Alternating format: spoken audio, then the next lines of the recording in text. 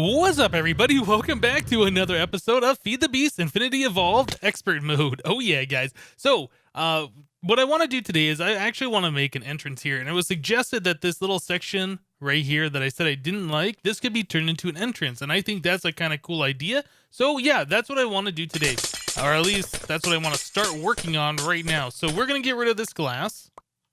Give me all of that. Cool. And what we're going to do is we're going to replace these blocks right here. Yep, we're going to replace those with drawbridges like we were using last episode. We're using the drawbridges to place the cursed earth underneath the spawner. By the way, the cursed earth underneath the vanilla spawner, what that does is it doesn't increase the speed. It just makes it so it spawns if you are not within range of it. Because normally you have to be within 16 blocks of a vanilla spawner for it to work. Yeah, and that was like 20 something blocks away. It just makes it doesn't increase the speed. It just makes it so it always spawns, which is pretty cool. Okay, so we have those, and we need to put in the glass into each one of these. If I can split this properly. So yeah, those will go there, those will go there, and those will go right there. Okay, so when that gets power, this should completely fill in. Then we can also put some stone here and make them look exactly like it was before. Cool. And then the conduits, yep, throwing them everywhere. Let's just try this out and see how this works first of all, because I don't know how I'm going to have to attach the redstone to this, if the conduit's right next to it, like that's going to work or not. Let me go ahead and grab a lever real quick. Lever. Again with the Enderman. Die! These guys are like everywhere. They keep moving my blocks around. If I go down to that basement area, I keep finding dirt down there. Yeah, those guys are just crazy. Okay, so if we put redstone signal, actually, let's move this further away just so I don't interrupt. All right. Does that work? Okay, cool. So that's a way that we can get in here. Obviously, this is not permanently how this is going to be, but this is a way that we can get in without changing the appearance of this area. So what I would like to do is set this up, obviously, so these cables are hidden. And then there's an item in Draconic Evolution called the Player Detector. There's two versions of it. One's the advanced and one is the regular. I think we're going to make the regular one. This looks like a crazy recipe because of this guy right here, but it's not that bad. It's just 4 gold, 4 draconium ingots, and 1 diamond. Now, previously, when I used Draconic Evolution before, I guess in an earlier version, there was a way that you could take the draconium dust. I think it was 1 dust plus 1 iron ingot, and then you could turn it into, when you smelt it, you get 2 ingots. Yeah, I think that was a thing, but I've looked, and it doesn't look like that is a thing anymore. It looks like the draconium blend is deprecated, which means you can no longer get it, but it's still in the game in case like you've upgraded to this version, I suppose. I assume this will be removed at a later time. Not sure why they decided to remove it, but anyway, so the only way we can get the draconium ingots is by smelting the dust. So that is what we need to do. All right, so now our base is going to be open and exposed. Well, actually, I guess for the time being, we can just do that. Keep everything nice and secure. I need a few more pieces of glass for this. But anyway, we're just going to sleep till daytime. Yeah, let's go and sleep real quick. So that is what I want to do. I want to use the player detector. So when we get close to that entrance, and I want to make it so like on the outside, if we get about this far away or so, it's going to start raising up so we can just continue walking in there and it won't be that much of a delay. But on the inside, I want to make it so we have to get right up next to it before this opens up, just so we're not, accidentally opening and closing it when we're not expecting to. Okay, so what we need to do, we need to make that player detector. We need to hide these cables. Now, I believe in order to do that, we need the conduit covers, conduit facade, facade. These guys right here. So that's just conduit binder, and that turns it into a block. You can place that on these things, and then they look like a full block. But we also want to get these painted so they look like the stone blocks as well, and we won't tell there's actual conduits there. Okay, so we need to make the Ender IO painting machine. Cool, let's get this done. So I believe I do have some conduit binder. Yeah, we got 128 of these things. We got a few. Let's make 3 recipes worth. Okay, so we got some of these conduit facades. So we need, is it a painting machine? Yeah, this thing right here, painting machine. Okay, so we need the machine chassis, the aluminum ingots. All right, so I got some crafting to do. Let me go ahead and craft this up real quick, and we'll take a look at this guy. All right, guys. Well, I went ahead and I made myself the painting machine here, and I just gave it some power. I haven't really played with this thing yet, so I'm not 100% sure how this thing works, but let's try it out. So it looks like we have a paintbrush slot here, so I assume this is what we are painting. Let's try this. We're going to do 16 into stone. Is that how that works? Oh, yeah. Okay, so it took one out of here, and now it is painting it. Okay, cool. Painted with stone. Good. I wasn't sure if that was the item that we are painting with or the item that is being painted with the paintbrush slot, but looks like I chose correctly. So let's go ahead and take 3 of these for now, and we will go ahead and hook this up over here. So yeah, this is how this is going to be working right now. We got the conduit, the redstone conduits behind. They'll kind of wrap around and then go down. And then down underground over here somewhere is where we're going to have the player detector. So we can just, I think we just right click these on here. Yeah, then it just looks like stone. We don't want those on there. And then if we flip the lever, yeah, everything works just fine. Now I believe with those things, we can hold a wrench in our hand and then we can see where they are. Yeah, we can see inside where those conduits are. So as long as we're holding a wrench, yeah, they appear. So that's pretty cool. So they should be done over here. I think we only needed that many done to hide all of the current wires that we have. Let's just take a look. It's mostly done. Okay, this should be able to hide pretty much all of the wires that we have exposed at this point. Place you. Whoops. Give me. Just like so. Cool. And then I can leave that one underneath exposed so I can see what we're doing down there. But yeah, so at this point, everything's hidden and we have a door that goes up and down, which is really awesome. Cool. So I did make this player detector. Let's set this down real quick and take a look at it. Nothing special. There is an advanced version. This is not it though. We can right click on it and we can change the range, and the player face on there changes color if it detects. So range 1, I have to be like right next to it. And then range 2, obviously I can be 2 blocks away. I think diagonally. How does this work? Maybe we'll mark it out with torches. So if I'm here or here, but not there, I can be in this square. Oh no, that does work. Okay, so it's got to be like in an area like that, right? Something like that. And that'd probably extend over here. Yeah, I guess I have to be in the center of the block. Maybe that's how it works.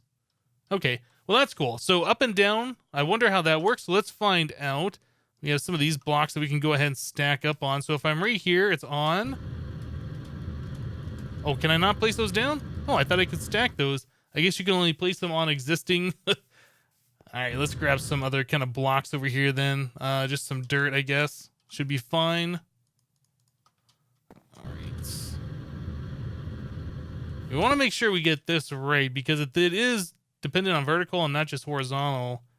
We want to make sure. So I'm on here and it's on. Okay, so it's a complete cube around it. So 3 blocks. We know, what is that? That's 1, 2. Well, that's 2 blocks away.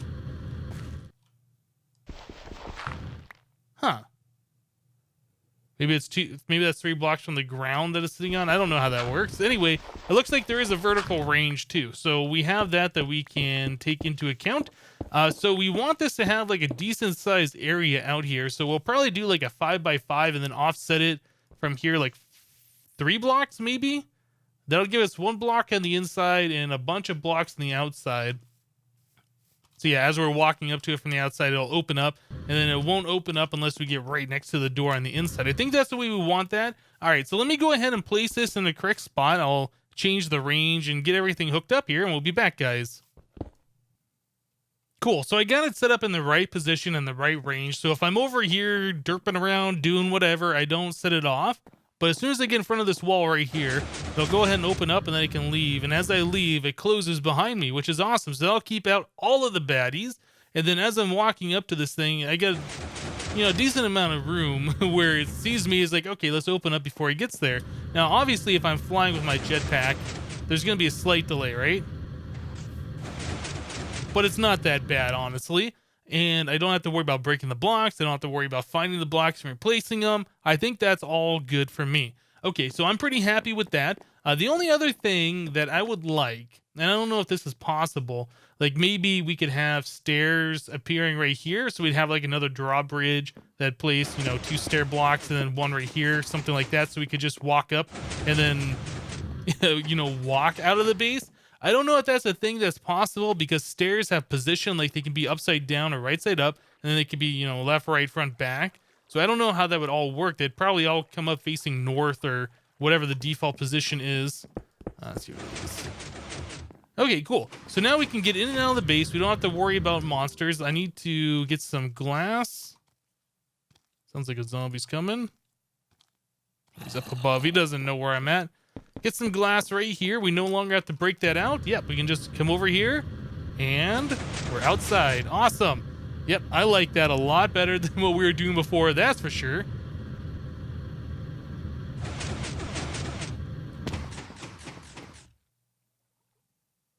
Okay, guys, so the next thing I want to work on is I want to get a proper reactor room set up. We've been talking about that for a while. Let's do it. So I did install an elevator block here, and if we come down, we kind of have a basement floor laid in partially.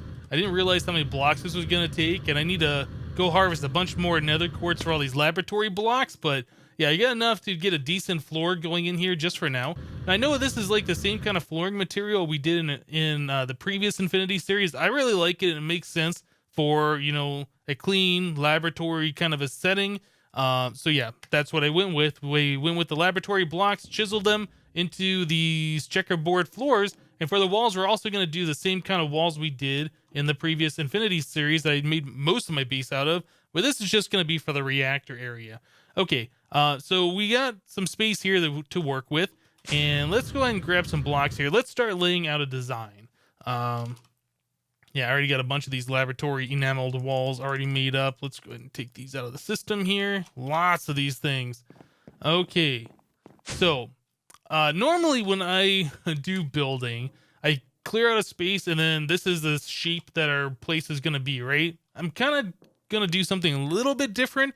Even though I've opened up all this space, I think we're going to build a structure inside of here. So it's going to be slightly smaller than the walls, and it's going to be more enclosed than what this is. Another reason for that is I'd like to have at least 4 blocks, 1, 2, 3, 4, like this, space underneath for, things where we need to run wires, or we got extra blocks or whatever underneath our main floor. We just want to have like, a little access way, and we're not going to be running to a spot where we can't put things that we need to put them. So anyway, let me get rid of this block, because I think that's now mob spawnable. Cool. So we come down here. I want to have like, I don't know, a 3x3 area. 2, 3, and then we'll do something like that. Where's 3 from here? 1, 2, 3. Okay, so we'll just kind of wrap around like this, and again, 2, 3. Yeah, we'll do this. This will be like our starter room. All right, and then let's go and close that up. Cool.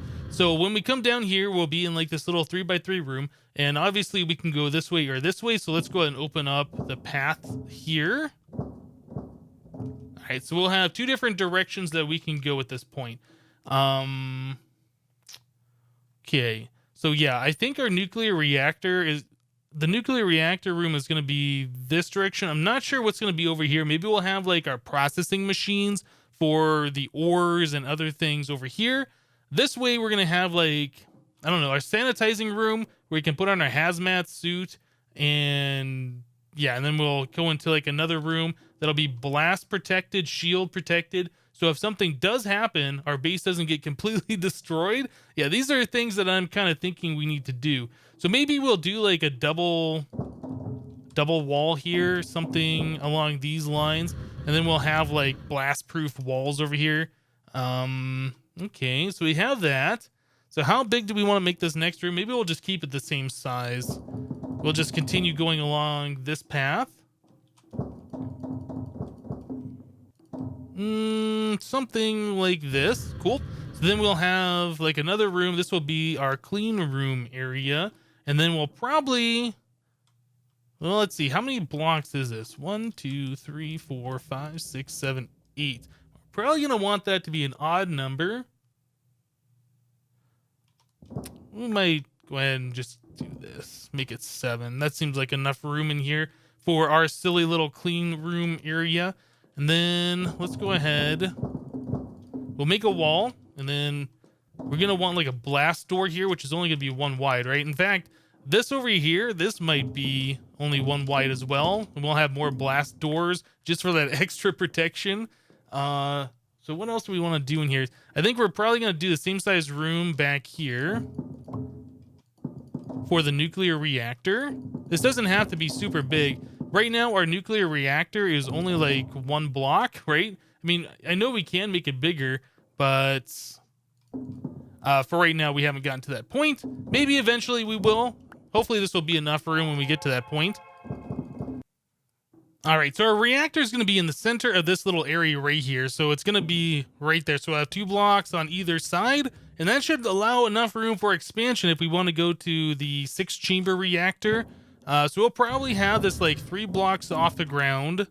I think that's how we're going to do this. Yeah, that seems about right. And then, yeah, if we get to the bigger chamber one, we can just place blocks around this guy like so, and that expands it out to the higher tier version. Now, there's one step beyond that, and you can do like what we did with, the big reactors. You can do the steam version of this reactor. That's like way further down the line. That's things that I haven't messed with.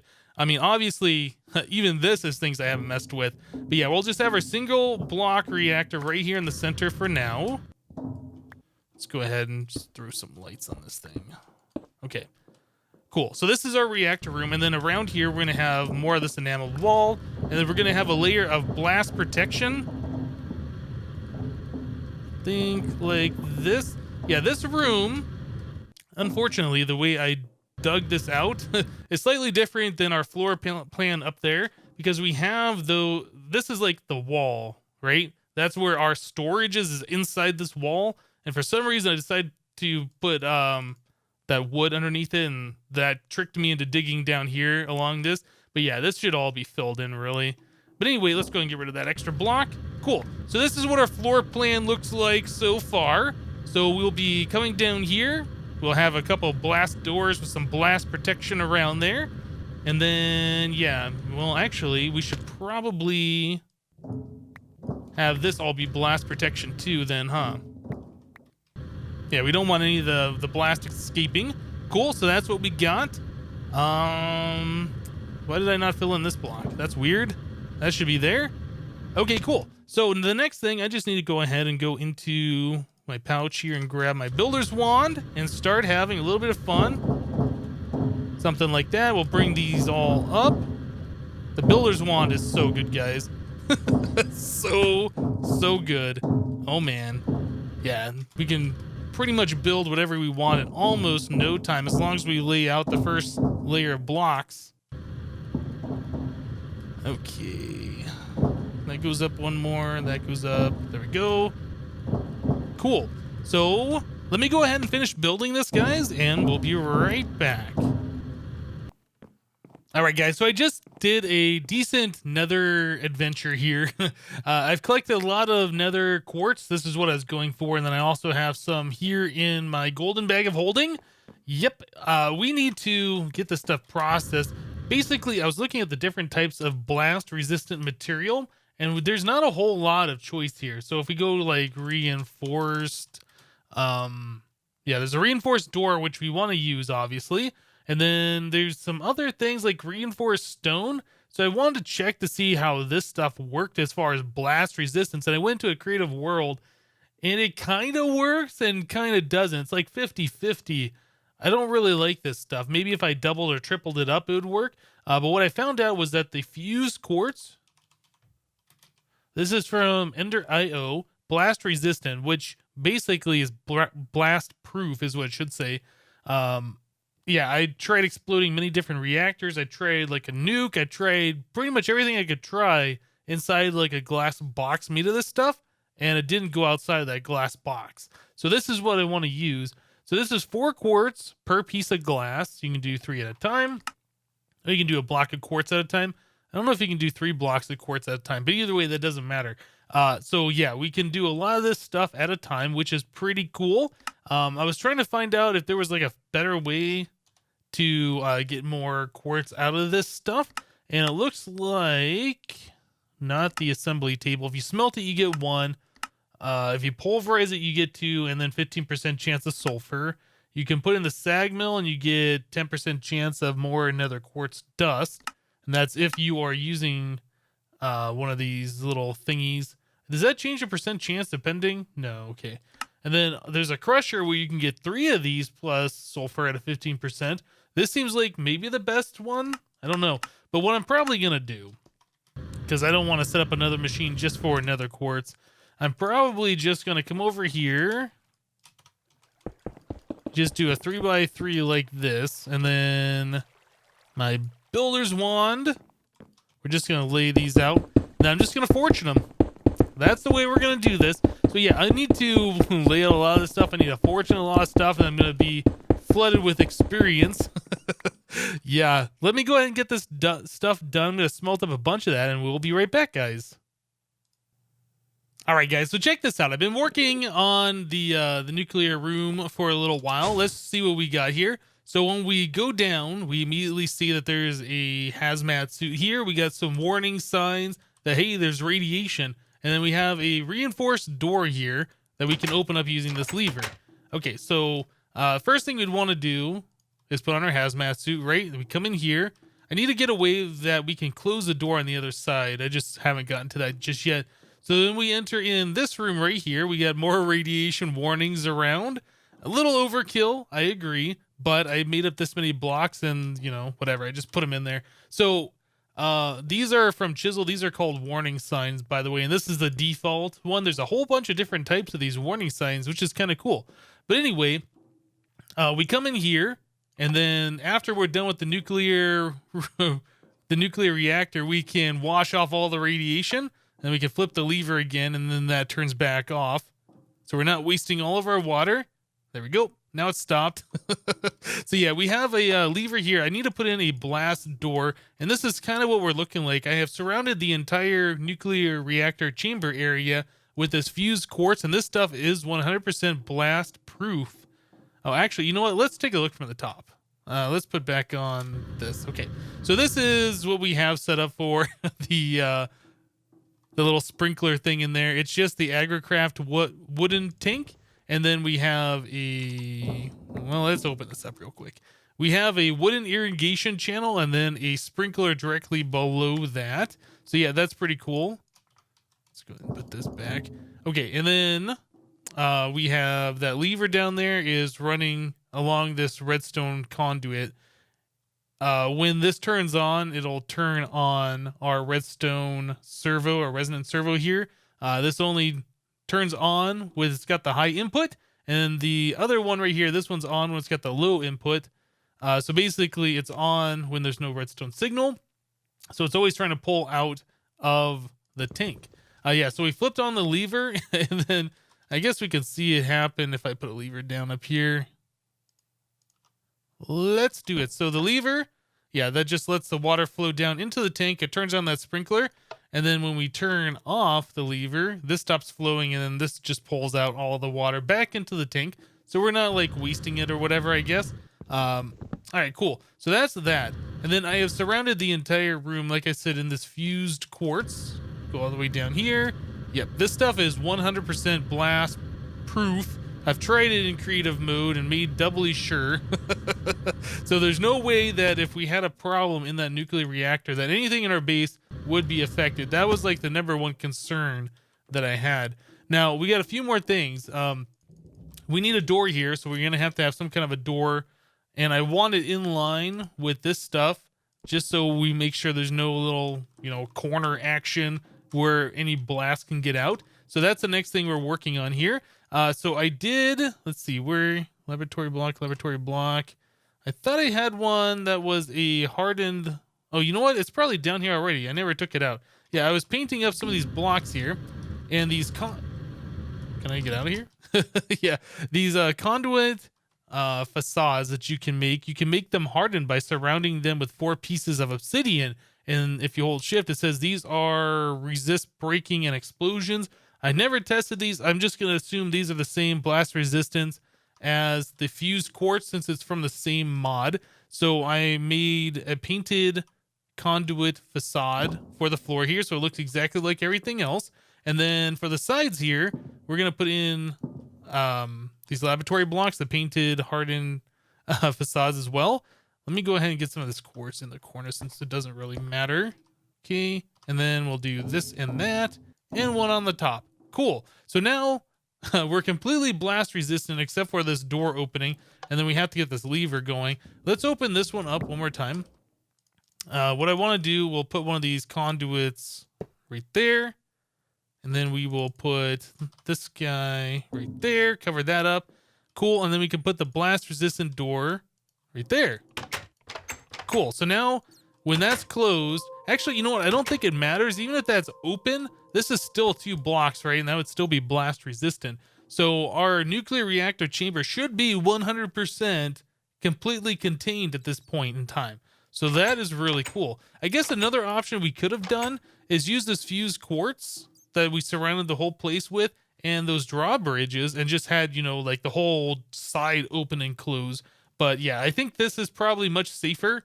So yeah, next thing we got to do is actually replace this with the nuclear reactor, and then I'm going to change up the design. So we got this all done. I mean, obviously there's still a little bit more work that I need to do. I need to put a ceiling on this and then figure out what we're doing over here. But yeah, I want to start working on a bigger reactor design so we can get more of that plutonium a little bit faster. So I got some things laid out here. And yeah, we have to make a whole bunch of different bits and pieces. So let's go and get this going. So there's 24 coils. Put those here. That's going to give us 12 of these electric motors. And then we're going to get a whole bunch of heat vents. Oh, those don't stack. That's right. Oops. Okay, so we can put those right here. Oh man, I can't shift click them. I wonder if this is going to work. Yeah, I was thinking these were going to stack. My inventory's so clogged. Then we're going to need some of these over here as well. Actually, no, I think we have to put them through the copper. So we turn them into the reactor heat vent. And then those go over here, and that'll turn into an overclocked heat vent. Yeah, it looks like those do go through. And then the these reactor heat vents with a little bit of tin and some iron. Or is it these? I can't remember now. Oh, maybe I did this recipe wrong. Hold on a second. Did I not make this? Overclocked heat vent? Okay, well, hold on a second. I wanted to make the component heat vent. So that's just a regular heat vent. Oh, I guess it's just these. Go here. There we go. Component heat vent. Cool. So yeah, I just need to make a couple of these overclocked ones, a bunch of the reactor heat ones. Yeah. Okay. So let me go and get all these components made up. We're going to move our reactor downstairs into the new reactor room, and we'll be back, guys. All right, guys. Well, the last step that we have is to actually put in the nuclear fuel into our nuclear reactor. So we're going to be making up quad fuel cells, and we do that by putting the fuel cells in a crafting grid like so with 2 copper plates and 3 iron plates. So yeah, we need 2 of these. We should probably, well, no, I'll leave those here for a moment. So let's go downstairs. Yeah, we'll be entering in our nuclear area. Eventually we'll have all of that stuff for uranium and all this down here, so we won't have to go downstairs, put on our hazmat suit, go upstairs, craft it, and then back down, etc., etc. So anyway, back in here, yeah, we got our nuclear reactor right here. Got this all set up. So this is the way our layout is going to be, and then we have the quad fuel cells uranium right here. We have overclocked heat vents surrounding it on all 4 sides on both of them, and then we have component heat vents touching every single one of these overclocked heat vents. Yeah, like so. Okay, so I put this into... This was a design that was shown to me a couple episodes ago by somebody in the comments. I put this into the IC2... I forget what the thing's called, where you can design your own nuclear reactor. It's like a little Java applet or whatever. So I put this in here, and it does show that this is stable, so I'm pretty confident that we should be okay. But even still, like, this whole room is completely surrounded with blast-proof stuff. So let's do it. All right, so we're making 120 EU a tick. Core temperature is still at 0. Yeah, I don't think we're gonna have a problem. This is like a very, very stable design. This should run for the complete length of however long it takes to deplete these, which I think is around 3 hours. Cool. So we're not pulling power out of it.